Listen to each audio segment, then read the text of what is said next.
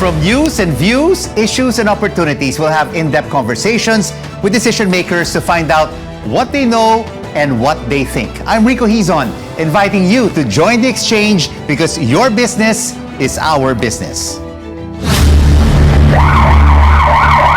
A new wave of infections and a tidal wave of emotions. Natatakot. Nakakainis. Lalo tayo naghihirap eh. COVID-19 has become more contagious a year into the lockdown. Kailangan maghanda na tayo. Amid a barrage of negative news and noise, how can we cope? Dealing with pandemic fatigue and avoiding a coronavirus burnout as a pandemic drags on. Some are finding comfort and joy in their treasure troves of toys and other collectibles at home. A time to be clever and creative to find calm amid this COVID storm.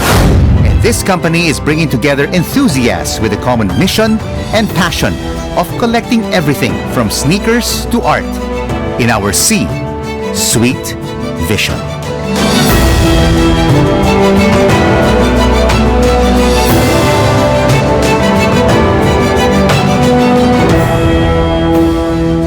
What we thought would only last a few months has lasted now for a year and counting. Our more confined, less social lifestyle is causing a different kind of exhaustion and anxiety. How do we deal with this pandemic fatigue? Let's now have an exchange with sociologist Ash Presto. Ash, great to have you with us. So far, we have a never-ending cycle of worry, uncertainty, and cabin fever. How do we deal with this COVID burnout? Thank you for having me here, Sir Hizon. So a lot of people think that dealing with COVID burnout just means that we're now allowed to go out and enjoy and do the things that we used to do before. But I think one of the better ways to deal with the COVID-19 pandemic, despite the fatigue, is to just find alternative ways to do the things that we used to love. So, for example, the Filipino culture is very collective. We enjoy hanging out with each other. So there are alternative ways to do that. And a lot of people are also developing different strategies. So in my circle, we do inuman, for example. What used to be our Friday night hangouts now become inuman via video conferencing platform. So I guess that's one way. So just finding the alternative means to enjoy the things that we used to enjoy before the pandemic. I like that, Ash. Inuman, finding different outlets, to keep ourselves busy during this COVID pandemic. Ash, we asked Hil Tuason, ano ang ginagawa nila para mabawasan ang stress at saka ang pagod? Sa kaya nagka-tricycle kami, tapos pagka nakatenga, tawanan lang, hindi namin iniintindihan. Ang importante, huwag kaming ma-stress, huwag kaming ma-high blood. Maging normal lang lahat.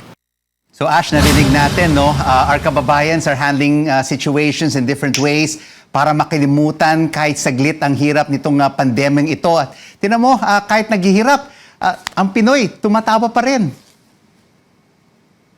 Yes, sir. And that's actually a very good point that we handle pandemic fatigue very differently. We have different ways of coping that will always come from our own interests and doing the things that we used to love. So I guess for people who used to love hanging out, who used to love laughing, then it's good that they still find ways to come together and laugh despite the pandemic and despite our fatigue in terms of our job and in terms of the COVID-19, I guess. Why do Filipinos still love to smile and laugh despite the hardships that we are going through? What is it in our culture, Ash?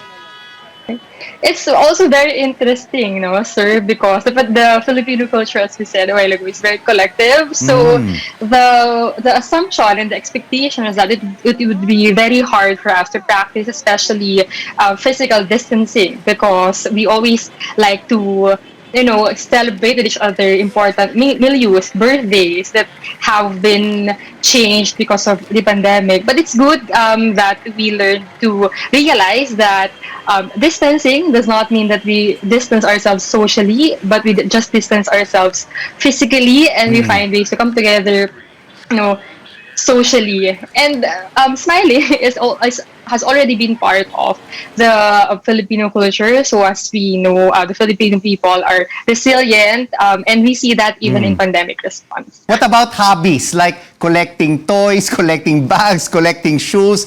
Does this bring happiness to people amid so much uncertainty? Definitely, sir. So, pursuing your hobbies and toy collecting even actually helps to fill the void. So it brings back a sense of normalcy that you can still love the things that you love even during a pandemic. And I think it's very important not to underestimate the power of hobbies and even toy collecting when it comes to making memories even and being markers of time, because in a lockdown wherein we are forced to stay at home and which makes time seem so warped, we can use our hobbies and our collections as markers of time. So for example, this was the part in the lockdown wherein I learned to do this and that. This is the part of the stage of the lockdown wherein I acquired this certain toy or this certain thing.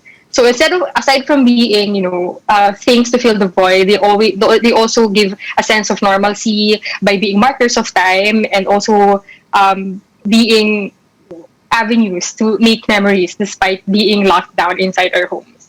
Thank you so much for this very interesting exchange, sociologist Ash Presto. And now here's a rundown of the week's top business stories. The country's budget deficit hit 14.1 billion pesos in January as the government continues to borrow money to address the COVID-19 response. Moody's Analytics says the slow vaccine drive and ongoing restrictions threatens the country's economic recovery. And phone maker Nokia is shedding thousands of jobs in the next 2 years so it can invest in its 5G business network. Coming up right here on The Exchange, where your business is our business. How are you coping a year into COVID restrictions? We'll be reading your responses. And many are finding relief and joy in their collectibles at home. We'll talk about the geek economy and how it is thriving in this pandemic. Stay tuned to The Exchange, right here on CNN Philippines. News you can trust.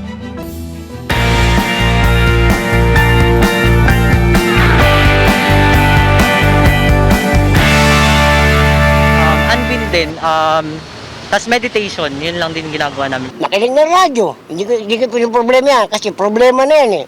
Tuloy-tuloy pa rin yung trabaho. Lagi na lang manonood ng vlog sa YouTube. Nagkaroon kami ng baby ngayong pandemic. Kaya isa siya sa mga nagbibigay sa amin ng aliw ngayon.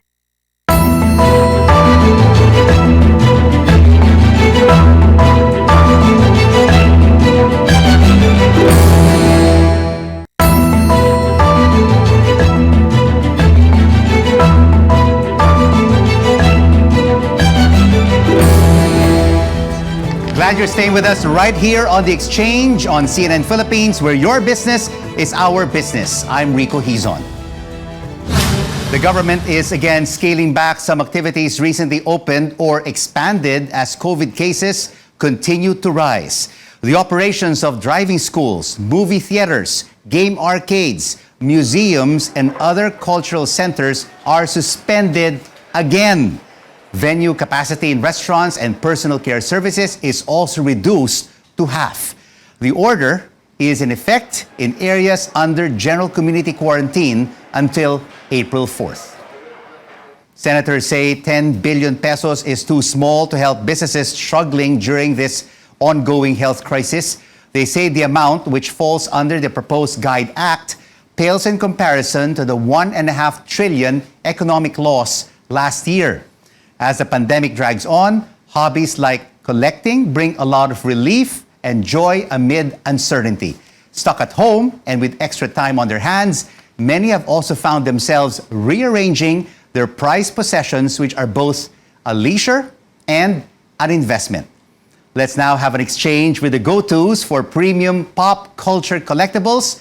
Eric Cabuchan, managing partner of Phil Bars, and Sean Maderaso, co-owner of Big Boys Toy Store. Gentlemen, thank you so much for joining us on The Exchange. Eric, let's start off with you.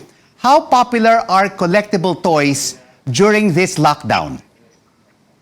Wow, so the collectible toy are very popular during this lockdown. I think since, as you said, more people are spending time at home, so there's more time to check their collections or add more to their collections. And Sean, during this lockdown, did hobbies like collecting toys and adding to their collections bring happiness to people amid all of this uncertainty? Yes, kasi mostly the toys are displayed on your house. Tapos usually people don't have time to actually put them out. So the quarantine gave them the time and opportunity to actually do that. So most people saw what they actually bought years ago and ngayon lang nila na-display. So I believe that it helped them a lot during the quarantine. Sean, Eric, si Jericho Hanolo, a car dealer, has this to say about collecting toys. It kept me sane and helped me de-stress during these challenging times. So Sean, ako rin, isang toy collector rin ako. Dala ko dito ngayon sa studio, one of my collectible toys, itong Superman of Funko Pop. Is this the same sentiment of other collectors, or is it because they feel nostalgic? And like myself, I can connect with superhero characters like Superman. Kasi mostly, there are people who started collecting because they have either nothing to do or need yung parang pastime lang. Then, madami din, they actually started their own small businesses. So, doon sila nagsa-start now. Kasi usually naman yung mga nagre-resell, start off as a small collector, then may tendency to resell their items. So dumami during this pandemic season. Pero dumami din yung tao na due to budget and all, nabawasan or they sold their old collections. So 50-50. It works both ways, hindi ba, Eric? So buying and reselling, why do they resell?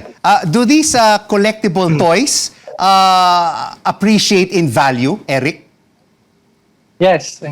Since a lot of them are only produced in limited quantities, so there's really a resale value in the collectible business. And Eric, your store, Phil Bar, sells comics. I've seen superhero statues and, of course, collectible toys. What are still the most saleable items, especially over the past year as we continue to face this pandemic? Well, the most saleable items would be merchandise related to pop culture. So, kung what is popular at this moment, yun yung malakas na yung hinahanap ng mga tao. And for you, Sean, do people buy from Big Boy Store? Is it because they want to collect or do they really want to resell? Because alam nila na mag-appreciate din yung value ng mga items na binibili nila sa inyo. Normally kasi we tell people din to buy what they want. Tapos if in case gusto nilang i-resell, kahit na hindi mabenta, at the very least, they have the items na gusto nila. So, yun, diba? It's better to do both at the same time. To resell naman mostly happened to collectors before is para to help them fund their own collection. Yun naman talaga ang nangyayari before. Nagkataon lang during the pandemic, people needed extra income. So, naging mas madaming gumagawa ng ganun. And even non-collectors do it. But Sean, when you take a look at collectible items, the price range is really wide from, let's say, 500 pesos all the way to 15,000, 20,000 pesos. What are the saleable items right now among toy collectors? Usually what comes out, like now, dahil kay yung the recent Justice League movie, everything Justice League, everything Superman Black, yun ang saleable now. Considering it was Superman Black wasn't saleable few months ago, years ago, it's one of the hardest things to sell. Pero now, siya yung hot item. So it's really based on the trend, kung ano yung pinag-uusapan, ano yung nakikita, what's coming out new, yun yung most saleable. So Eric, as the economy opens up even further, has there been pent-up demand from your collectors because they weren't able to buy what they wanted during the ECQ and MECQ? They now go to your store to buy the things that they want? Yes. So, usually, and then like what Sean said, if there's something popular that comes up, even though we were in lockdown, there's still creators making content, and it pushes the people to buy the merchandise. Hindi ba nasasawa ang mga collectors buying collectible toys? Kasi pag binibili nila itong, let's say, Superman or Funko Pops or itong si Harry Potter, I mean, it just adds up to the more number of toys at home. Ay, hindi naman. Kasi, I think, yun nga, dahil nga sa stress of the pandemic and of the problems today, people look for what brings them joy. So, collectibles do that.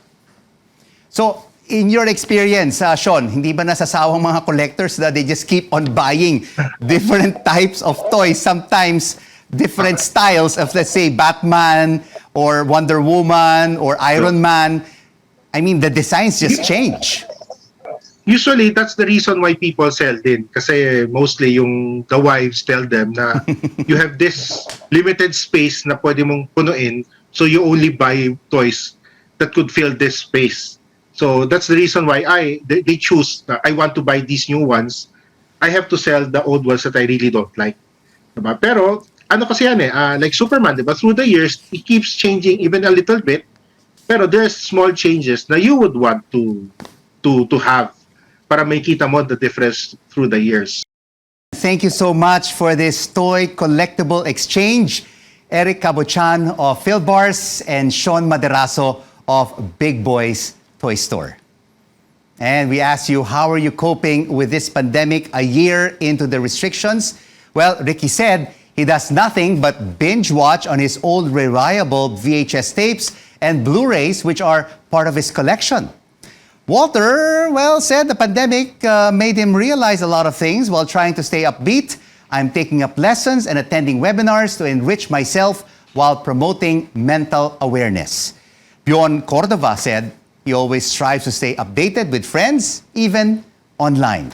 And Oli Kagurangan says she deals with uncertainties by keeping the faith while hoping for things to get back to normal very soon. Continue sharing your stories with us about how you are coping with this pandemic. Also, don't miss chatting with me on the chat room every Thursday night at 8 on our official CNN Philippines Facebook page. Well, the chat room is an extension of the exchange where I engage with you about the issues and topics we discuss right here on the exchange. And still ahead on the program, a social media app is taking more steps to protect its youngest users. And how one man's simple childhood hobby of collecting sprung into a hub for artistic collaborations that thrives even amid this pandemic. Details straight ahead on CNN Philippines. News you can use, news you can trust.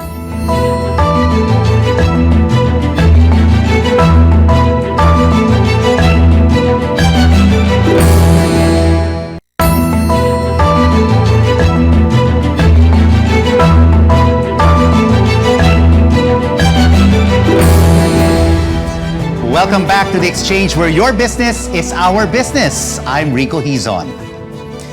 Twitter is considering allowing users to become paid subscribers so they can access exclusive content from their Twitter accounts. Called Super Follows, the feature will allow users to pay creators for special content in their timelines. Instagram has also made it harder for adults to find and follow teens and offers alerts for suspicious behavior.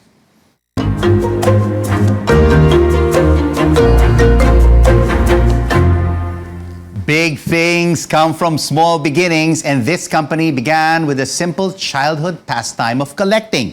Now it has become a hub for artistic collaborations and continues to thrive amid this pandemic. Let's now have an exchange with Big Boy Cheng, owner of Secret Fresh. Big Boy, thank you so much for joining us. Your family is into the mattress business. Paano ka nakapasok into marketing toys, sneakers, streetwear, kahit pagkain and art? Because my mom and dad used to always to buy me toys from abroad. So, hindi lang akong binibilihan ng mga toys. So, from there, I began to love toys and sneakers also because my sister is a Philippine national basketball team na player. So, buy sneakers also when I was really young. May history talaga dyan, no? Family history, no? Big boy. So, which items at Secret Fresh continue to thrive during this pandemic? Sneakers ba? Shirts? Art? Or art toys? Bali, kasi ganito, Sir Rico, nagsimula tayo sa mabilis lang na briefing na nagsimula tayo sa toy shop. Oo. Bali, tapos nag-morph tayo into a gallery, biglaan, accidental gallery. Sabay, ngayon, ang maganda sa atin, nagme-merchandising tayo. So, ngayong pandemic, is yung apparel natin is malakas. Yung mga natin, mas lumakas palalo. Siyempre, lahat ng tao sa bahay nila ngayon, gusto nila, nakikita nila yung mga artworks nila at mga toys nila sa bahay nila ngayon, mas na-appreciate nila. So yun ang malakas, apparel, toys, lumakas lahat, artworks also. Alam mo, Big Boy, marami kang followers sa social media. You have a massive sneaker collection, nangongolekta ka rin ng vintage and art toys. Paano mo nababalanse being a collector and a marketeer at the same time?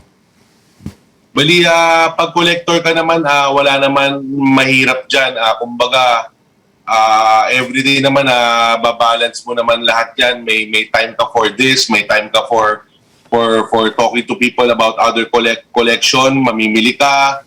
So, tapos sa marketing, it all comes natural. Bali, pupost ko lang yung toy na gusto ko, na yung mga ginawa natin sa Secret Fresh or sneakers na gusto ko. So, parang for me, hindi marketing, nag-enjoy din ako just by posting and sharing with people kung ano yung passion ko and hobby ko in collection ko. Kasi Big Boy, napapanood ko rin yung vlog mo, no? May dumating na mga isang box ng collectible cards. Tapos, nung binuksan mo, sinabi mo, ay, bibilin ko na lang ito.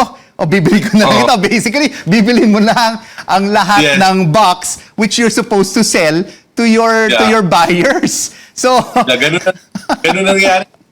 Walang nag-enjoy ako dito sa work kong to. At the same time, lumalaki yung collection ko lalo dahil pagbibili ako para sa mga buyers, syempre, minsan pati ako na rin bumibili. So, you've been a change maker in the art market, Big Boy, no? Collaborating with national artist Ben Cab. From mga works from Canvas. His works now are in art toys, shirts, and even turntables. Paano mo nagawa ito? How do you do this? Bali, kasi for me, kailangan talaga ng artist ng merchandising also.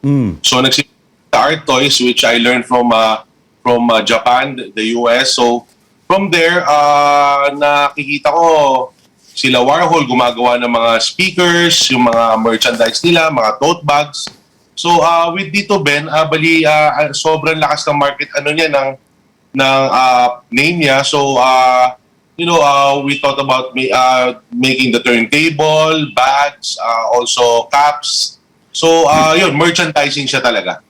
So, it's fun, collaboration. So, we're really having fun and making profit here.